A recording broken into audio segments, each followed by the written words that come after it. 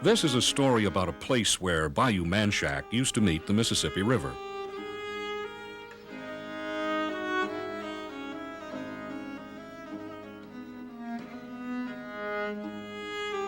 This is the story of the old St. Gabriel Church.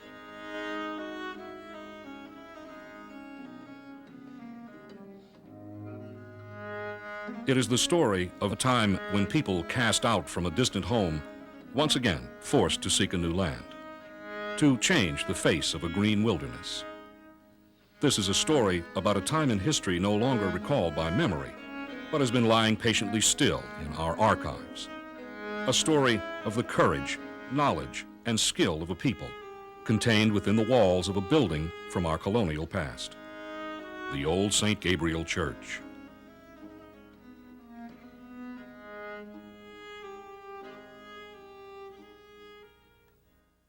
To me, it's summed up in a few words that a people without a past are people without a future. And I think that the church at St. Gabriel is a wonderful monument to the tremendous endurance and courage of the people who settled that area initially. I think, like the culture that was responsible for building it, it showed remarkable endurance over the last 2.5 centuries. Well, for the Acadians and anyone else moving into the area during this period, it was tremendously difficult. They would have encountered a very dense heartwood forest that they would have had to clear with a very minimal clearing implements. They would have found potable water in very short supply. They would have encountered mosquitoes. They would have encountered various sorts of local diseases that were unknown to them elsewhere and that were devastating to the population. And I guess more than anything, the heat and humidity here very quickly took their toll.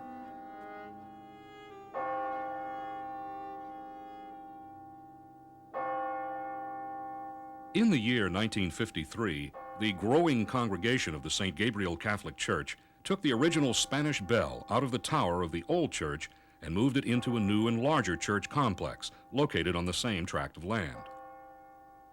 The old church building was left standing, but the tower was cut off because of rot and termite damage observed in the structural base of the tower. Local historian and parishioner Eugene LeBlanc led a preservation effort to put the tower back on the church in 1972 with funding from the congregation. The most recent preservation work completed on the church was in 1991 with the help of local industry. A new metal roof was installed and the building was given a fresh coat of paint. My first visit to the church was in 1983. I'd been working with old buildings for about 10 years, and living in the community of St. Gabriel, I was curious. I'd heard about the history of this building, that it was supposed to be a 18th century building.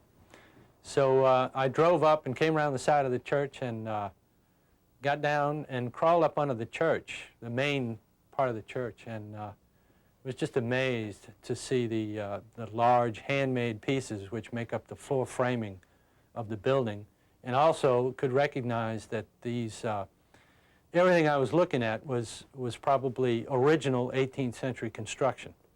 And of course, knowing from my experience that old buildings are often hidden underneath later remodelings, I was tempted to want to see more of the church. So once I was able to get up here in the attic, I was just amazed and overwhelmed at what I can still see here is a significant part of the 18th century church.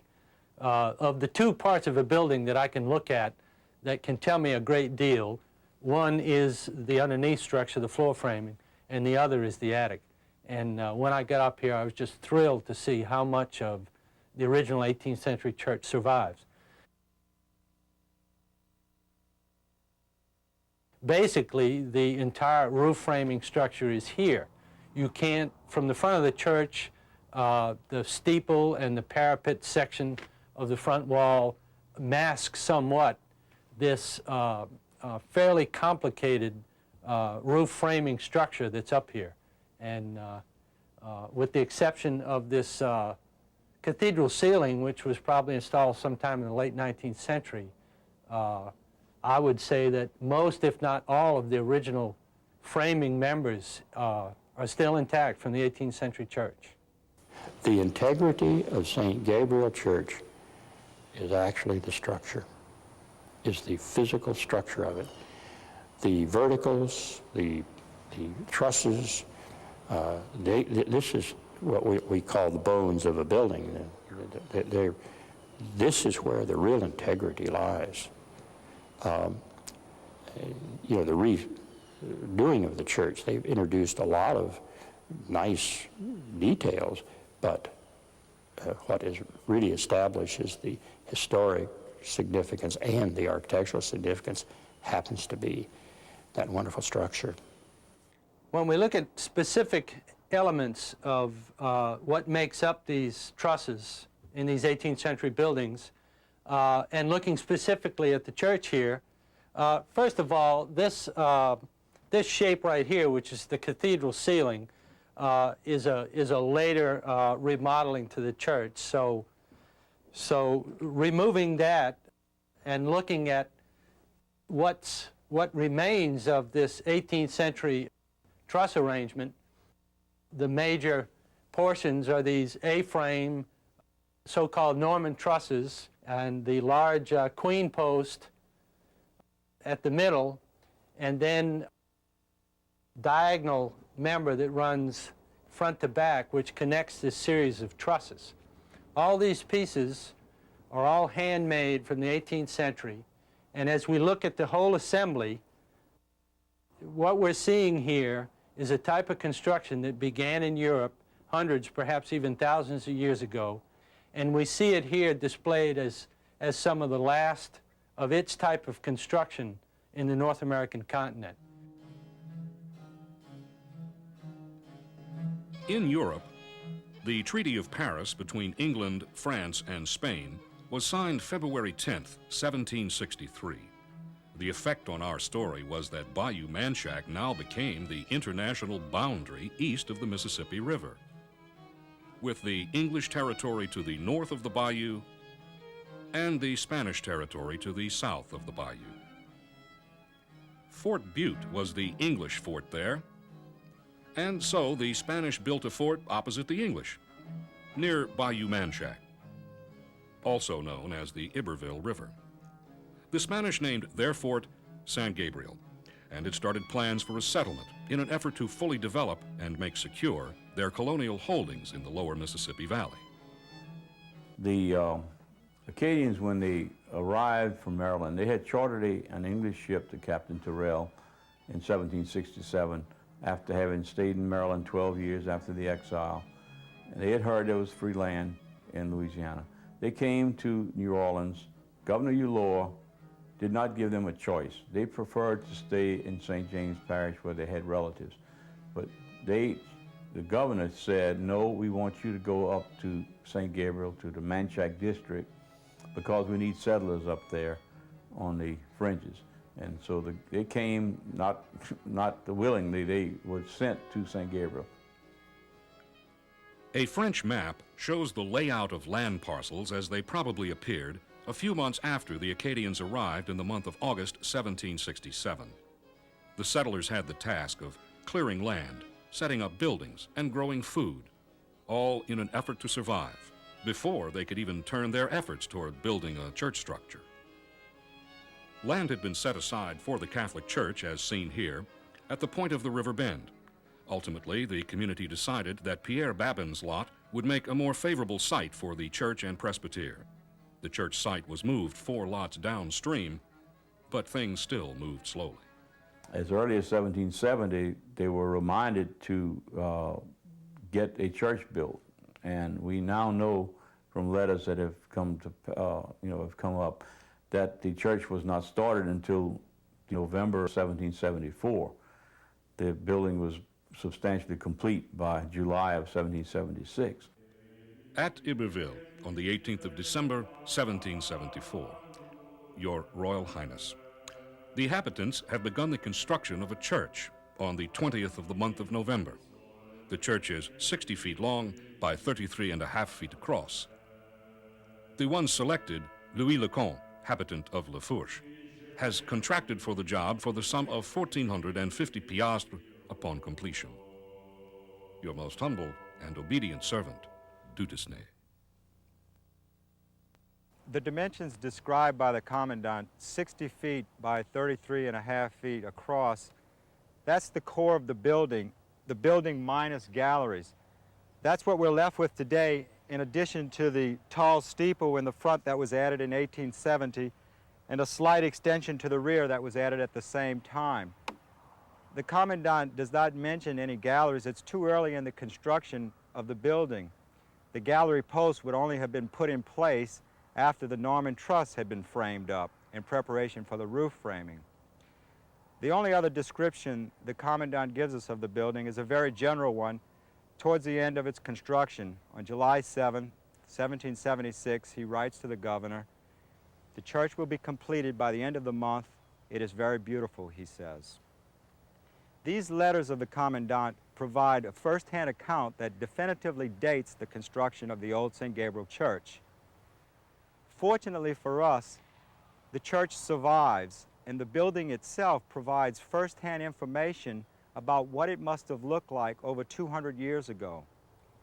By prying and peeling back the surfaces, we could peek in and put together bits and pieces of information and details to form a complete picture of what it must have looked like when first constructed.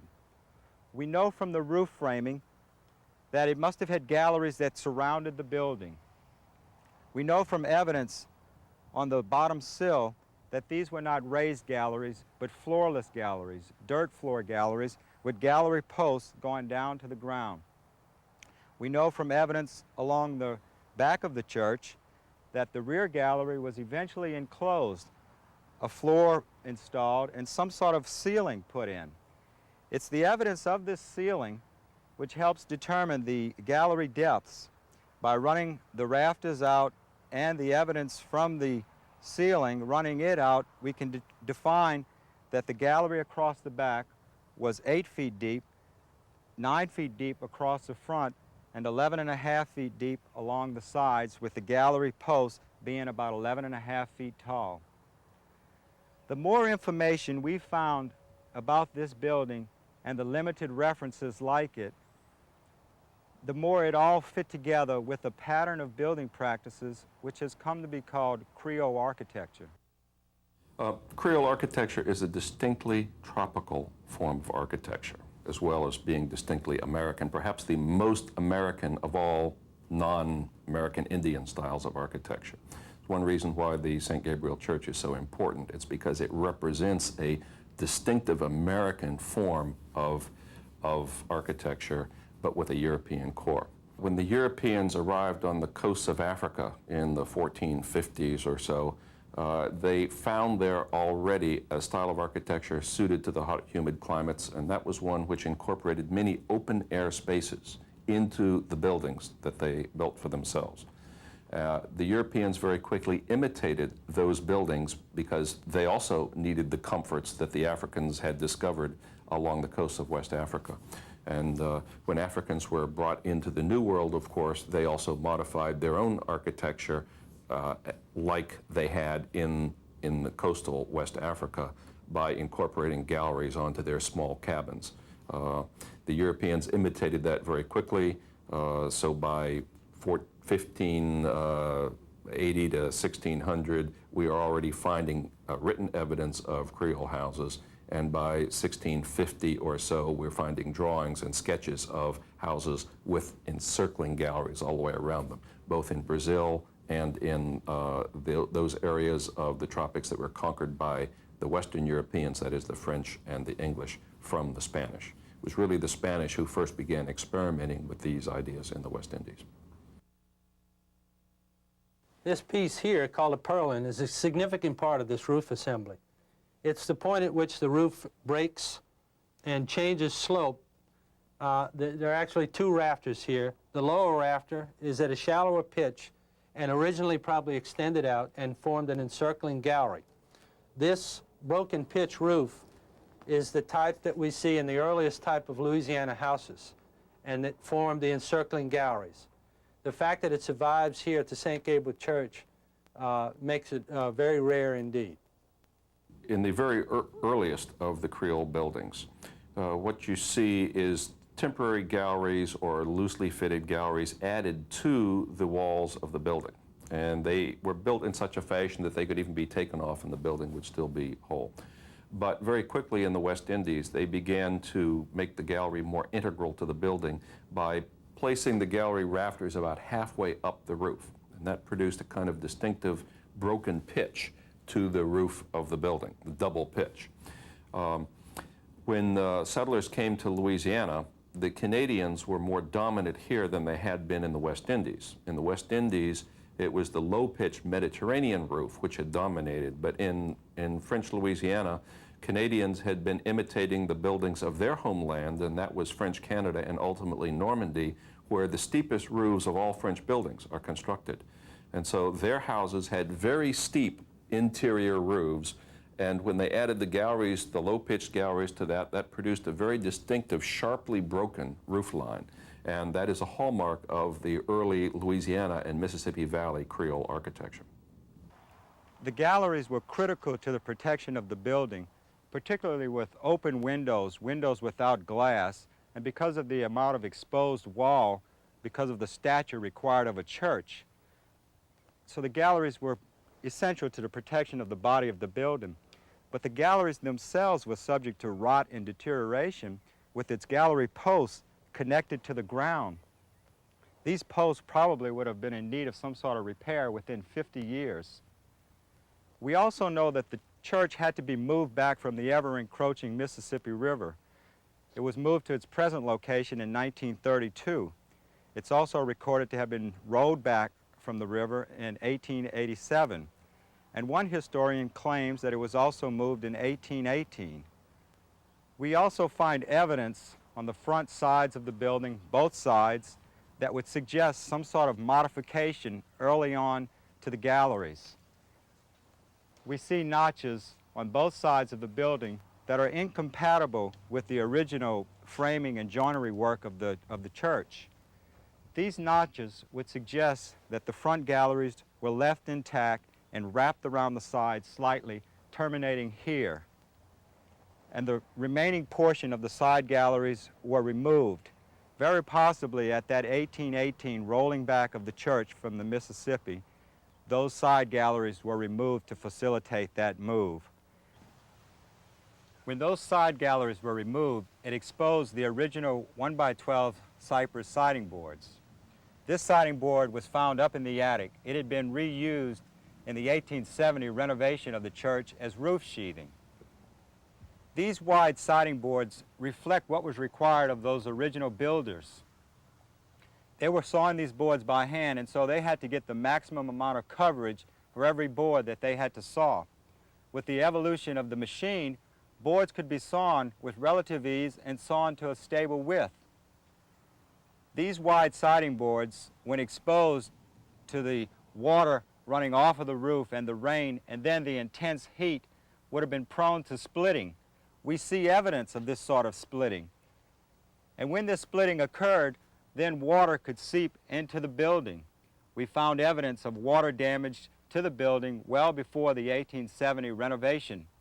In fact, most of the exposed building materials, the original building materials, by the time this building was renovated in 1870, was in need of some sort of repair, replacement, restoration, or renovation. So here we are at the base of one of these trusses. This piece right here, this 9x9 piece, is the bottom chord of the truss. A truss blade comes into it here, and it also acts as the ceiling joist, which span 36 feet across the church.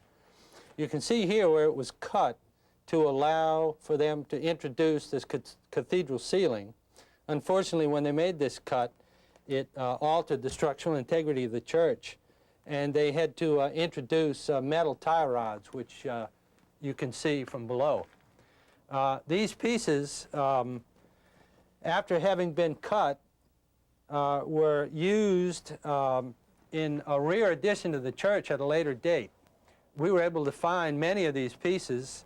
The braces which came in here, 20 of them were found underneath the church, as well as many other original parts. And these pieces can be sort of put back together like pieces of a puzzle and allow us to sort of reconstruct the original configuration of the church. The question is always asked, you know, why not just upgrade what exists here as an example of architecture of the late 19th century with its basically Gothic idiom character.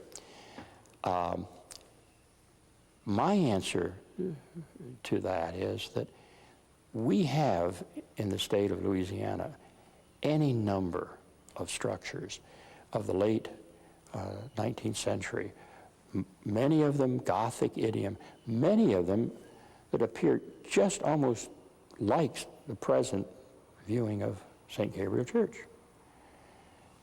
What people overlook is that we do not have the colonial examples. We have really none, not of this richness. St. Gabriel Church, fortunately, has within its walls and certainly within its roof all of the components of the colonial period. So to bring this church back to the late 18th century character is all part of that wonderful advantage educationally of being able to see in terms of the components of architecture, but also the character of architecture, the style. It's clear that the St. Gabriel Church was one of a much broader tradition of ecclesiastical architecture in the Creole style in Louisiana.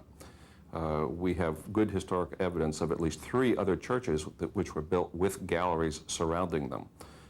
In the archives in Spain, there are excellent drawings of a building which was constructed in Natchitoches, probably in the 1770s or 1780s, a church with completely surrounding galleries.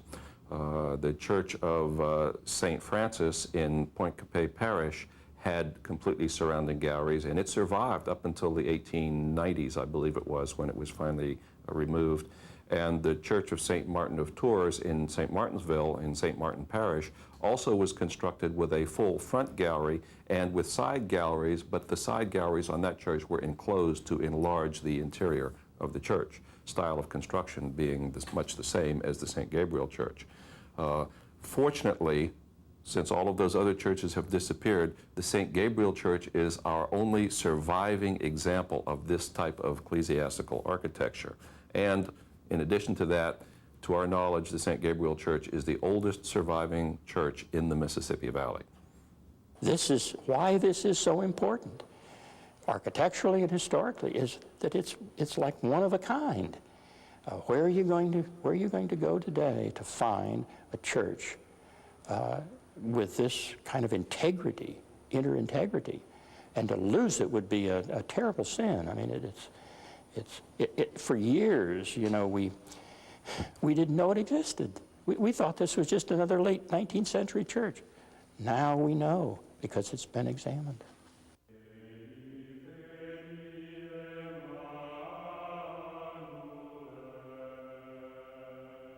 The amazing thing about the St. Gabriel Church is the mere fact that it exists, that it's still there.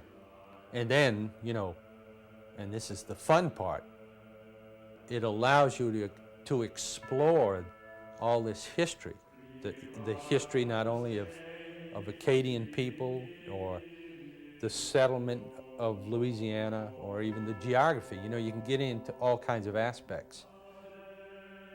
It's such an immediate thing.